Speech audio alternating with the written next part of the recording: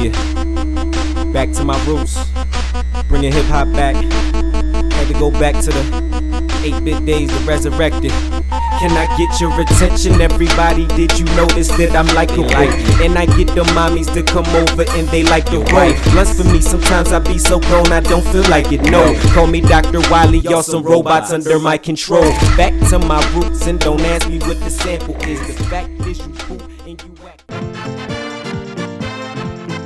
Alright, I'm back. It's RetroKenesis with my review for Sega Saturn's Puyo Puyo Son.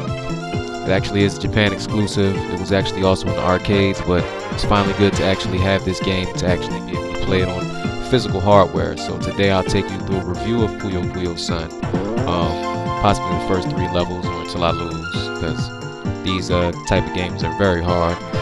And we'll just show you what we have in store today. Basically, Puyo Puyo, the series of it, is actually a puzzle series. So if you enjoy games like Tetris and things of that sort, you'll definitely enjoy this a whole lot. Very visual-based game. Graphics are pretty good, but mostly the gameplay is what's the most interesting part of it. Now, every Puyo Puyo plays the same, but there's different elements. In this right here, the Puyo Puyo Son, the element newly added is the sun, only for this game. Arcade mode, you select your character, and basically you're trying to pile your opponent up with dummy Puyo. So after you drop stacks, it'll drop on your opponent, therefore building them up to the top. You don't want to get built up to the top yourself, because that, of course, results in a game over. If this looks anything familiar to you, it's probably because you played a similar game to this on the Sega Genesis called Dr. Robotnik's Mean Beam Machine. It's a spin-off of the Sonic series, but what most people don't know is Puyo Puyo started the series all by their lonesome. It's actually Sega Mega Drive in Japan, which is Sega Genesis over here. We got the license to it in America because they thought it was such a catchy game. And all they did was change the name. Super Nintendo got a version. It was called Kirby's Avalanche.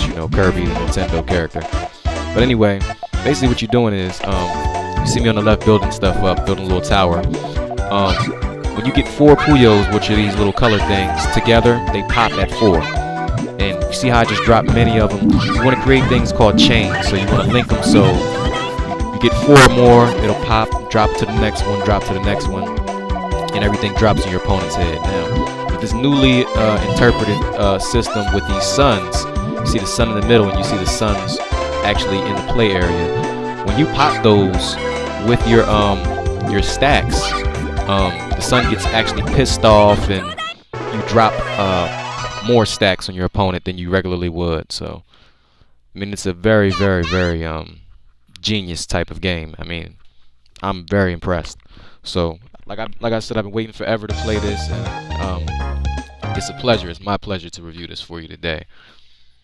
Going into stage 2, like I skipped most of the cutscenes so we can just keep this brief. I mean, if you want to check it out, you can check it out on your own. But this is mostly about gameplay here. I'll let you see the intro. I could have just took out the loading screens, but I mean, we're trying to keep this as close as possible to how you're supposed to see it on the actual hardware, which we're playing on. So, stage 2's opponent, I don't know this dude's name, but he plays a little bit different, I can tell, than stage 1. Now, the thing about this game is it's not just some old, pushover type game where you stack and you can just beat every opponent the same way. No, every opponent seems to play differently, and that goes with all Puyo Puyo games. So, some people call it cheating, but you actually want to look over to your opponent's side and see what he's doing, see how he's stacking, because you can actually get fucked up really, really quick. That's one thing you'll quickly learn playing the Puyo Puyo series. The character I selected her name is Arl, and she's actually a kindergartner. Well, she started the first Puyo game. This is actually a spin-off of the actual series where the Puyo started. It's a series called Madu Monogatari, and that actually started on the Genesis and the Super Famicom. So I guess I'll say Sega Mega Drive, the Japanese. But you see, my opponents got me piled up. I got various drops, breaking the sun. So you see in the middle that the sun's getting pissed off. And when you see the red Puyos on top of your opponent's side, basically that means you know, the drops are about to be very, very efficient, and it gets ugly. This is it's a 2-player game. You can play 2 players on this, and also Puyo Puyo 2, which was also released for the Sega Saturn. Firstly released for the Sega Mega Drive or the Sega Genesis. That was actually you could play 4 players on that. So this game gets really, really interesting. I'm gonna go ahead to stage 3. I have a feeling this isn't gonna go too well, because this fish person dude, he's actually a very, very decent opponent on every one of the Puyo Puyo games I've played. So I don't know. I don't know how the AI is going to be, but I'm pretty sure it's not going to be anything less than challenging. So also, let's say you got all the Puyos you need to clear your screen. When you clear your screen, you get like a bonus, and you might drop a sun on your side. So it goes to your advantage, and it can be to your disadvantage as well. It's all about how you use your things. Like I said, this is first time playing it. I actually played 15 minutes before the review, so I could actually get a feel of how this game is supposed to be played, even though it plays alike to the rest of them. But you want to know, and I'm about to get dropped on something serious. So the reason I haven't got dropped on yet is because they give you but so many times to 1 or 2 to get a chance to, you can drop back if you can pop Puyos in that time frame, but it's not looking good. So didn't say I was gonna beat the game. This is just a review. As you can see, I've been shitted on pretty badly. And the things that are cool about this game is you've seen how he was dropping the visuals on his side with him jumping out into water and things like that.